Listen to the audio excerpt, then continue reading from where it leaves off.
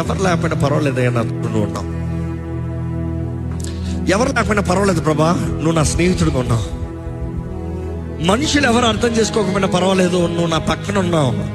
నిన్ను నేను అనుభవించగలుగుతున్నా. నువ్వు నా ప్రియుడివి, నువ్వు నా బంధానివి. బంధువులు విడవచ్చు, సొంత వారు విడవచ్చు, కానీ విడవని దేవుడు నువ్వు ఉన్నావు.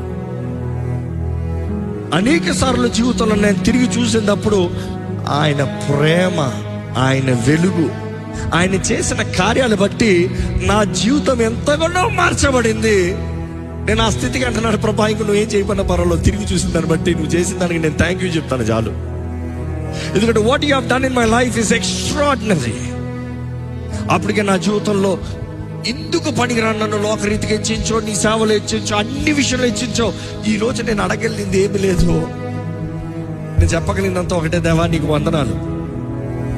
మనుషులకి నేను వివరాలు ఇచ్చుకోవాల్సిన అవసరం లేదు, మనుషులందరికీ కూర్చొని ఎక్స్ప్లెనేషన్ ఇచ్చుకోవాల్సిన అవసరం లేదు. కానీ నిన్ను స్తుతించి ఆరాధిస్తూ ఉంటే చాలు, నువ్వు అన్ని తారుమారు చేసే దేవుడివి. నీవు నా పక్షాన ఉన్నావు అనేది నేను నమ్ముతా చాలు, నాకు కావాల్సిన పడినంత ధైర్యం.